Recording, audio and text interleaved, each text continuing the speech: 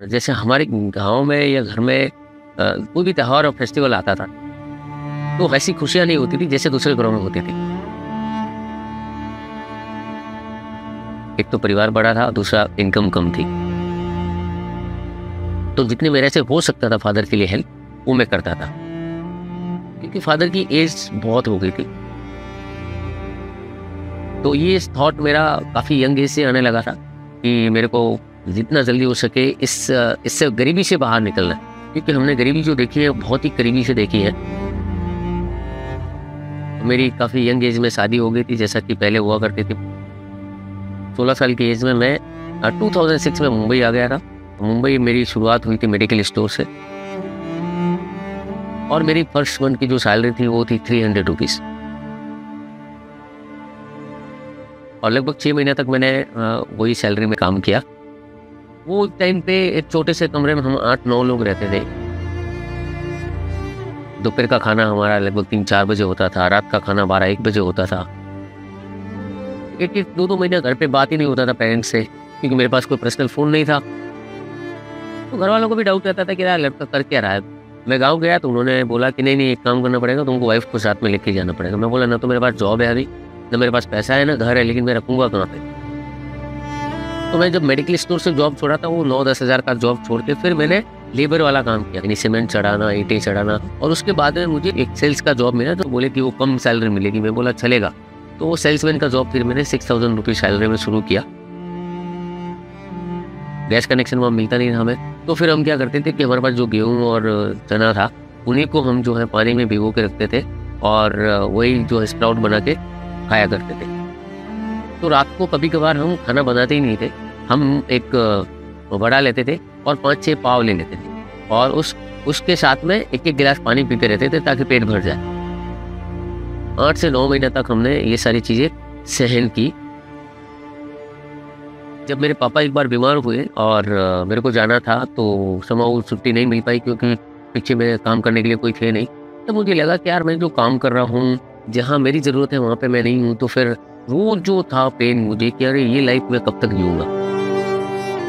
जब फादर का ट्रीटमेंट चल रहा था, पैसा उधार लेके आए थे 25,000, और हॉस्पिटल में उन्होंने बोला कि इनको एडमिट करना पड़ेगा, 45,000 पे करना पड़ेगा, और मेरे पास इतना पैसा नहीं था। तो मैं हॉस्पिटल से बाहर आ गया और पेड़ के नीचे बैठ के जितने भी मोबाइल्स में नंबर थे मेरे कॉन्टैक्ट लिस्ट में, सबको फ़ोन करना शुरू कर दिया कि मेरे को पैसा चाहिए, अगर मैं आजकल तक मेरे को पैसे नहीं मिले तो मेरे पापा मेरे पीछे नहीं रहेंगे। जिनके पास जितना पैसा हो सकता था उन्होंने दिया, किसी ने 5% में भी दिया, किसी ने 2% में। तो लगभग 8 लाख रुपए खर्च हो गए हमारे 8-10 दिन के अंदर। मेरे साथ में जितने भी चैलेंजेस आ रहे थे बैक टू बैक, तो एक चीज़ समझ में आई कि जो मैंने पढ़ा था, जितना बड़ा संघर्ष होएगा उतनी बड़ी जीत होएगी। लेकिन मेरे पेरेंट्स की एज 65+ हो गई थी, मुझे लग रहा था मेरे पास तो बहुत टाइम है, लेकिन माँ बाप के पास इतना टाइम नहीं है। मेरे जो ग्रेड अप्लाई हैं सागर बामरी सर, उनका रात को सोशल मीडिया के थ्रू मैसेज आता है कि राम आपसे मिलना है। फर्स्ट मुलाकात हमारी हुई वेस्टीज ऑफिस में। जब मैंने वेस्टीज ऑफिस देखा, इतना बड़ा ऑफिस है, लोग भी हैं, कर रहे हैं, फिर प्लान प्रोडक्ट्स वगैरह सारी चीज़ देखने के बाद मैंने सोचा कि ये अगर इतना 30-35 हज़ार रुपये बना रहा है तो 8-10 हज़ार रुपये तो मैं भी कर सकता हूँ। तो 3 चीज़ें क्लियर हुई। पहली चीज़ तो इसमें कोई बड़ा पैसा लगाना नहीं था। दूसरा ये था कि यहाँ पे अगर मैं सक्सेस नहीं भी हुआ तो मेरा कोई नुकसान नहीं था। तो पहले महीने जो मेरा चेक था 350 रुपये, फिर दूसरे महीने 1000, तीसरे महीने 14,000। तो जैसे ही 14,000 का चेक देखा मैंने तीसरे महीने का, तब मुझे रियलाइज़ हुआ कि यार मेरे को 14,000 की सैलरी तक पहुँचने में जॉब में 8 साल लगा था, और यहाँ पे 3 महीने में हो गए, तो बहुत कुछ कर सकता हूँ। यानी मैं जो सोच के आया था गाँव से मुंबई, वो यहाँ पे सारी चीज़ें कर सकते हैं आने वाले 2 से 3 साल में। मेरा ड्रीम था कि यंग एज में मेरे को रिच एंड रिटायर होना था, तो वो जो लाइफ थी वो मुझे दिख रही थी। लाइफ में कुछ भी बड़ा अचीव करना है तो उसके लिए प्राइस पे करना पड़ेगा। हमने इस बिजनेस को हमारी लाइफ में फर्स्ट प्रायोरिटी पे रखा। लगभग साल भर में मेरा जो है कर्जा पूरा ख़त्म हो गया था, क्योंकि हर महीने जो है वेस्टेज से इनकम जो है मेरी ग्रो करके आ रही थी। तो पापा को बहुत खुशी हो रही थी, और उनका बेटा 1 लाख रुपए कमा रहा है, ऐसा लोगों को बता रहे थे वो। जब मैं गांव जाती थी मेरे पास 500 रुपये नहीं रहते, लेकिन आज जाती ना तो 40 से 50 हज़ार रुपये मेरे पास में रहते हैं। शादी के बाद मैं 1-1 साल तक घर पे नहीं जाता था। अब जो है मोस्टली हर एक दूसरे महीने में मैं गाँव जाता हूँ और 1 हफ्ता रहता हूँ माँ के साथ में। हम इतने पढ़े लिखे नहीं है कि हमारे बच्चों को पढ़ाए, बट हमारे बच्चे फिर भी अब फर्स्ट या सेकंड आते हैं क्लास में। क्यों? क्योंकि हमको पढ़ता देखते हैं, हम मेहनत करते हैं, उस मेहनत में बच्चे अपने काम में मेहनत कर रहे हैं। जो संस्कार है बच्चों में डिलीवर हो रहे हैं, सुबह में खेलना है, मॉर्निंग वॉक से लेके छोटी छोटी चीज़ें जो है हम बच्चों के साथ में मिलकर पूरा फैमिली करते हैं। जो मेरे पास नहीं था आज मेरे बच्चों के पास है। मेरे पास कार का ना लाइसेंस था, ना कभी चलाना आता था, बट ये बिजनेस से काफ़ी जल्दी जो है 16.5 लाख की कार, वर्ना कार ली मैंने यहाँ से, ऑटोमेटिक कार।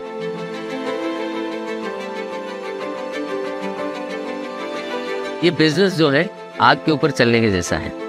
जितना स्लोली आप चलेंगे उतना ही आपको पेन होएगा, तकलीफ होगी। अगर ये बिजनेस में सक्सेस होना है तो एक चीज़ समझ ली थी मैंने, अपने आपको 3 साल के लिए अनकंफर्ट कर दीजिए तो लाइफ टाइम के लिए कंफर्ट हो जाएंगे। लाइफ का आगे का गोल है कि जो मेरे जैसे लोग हैं, जो ऐसी स्थिति से गुजर रहे हैं, मैं उनकी जाके हेल्प करूं और वो भी अपने जो है ड्रीम फुलफिल कर सके।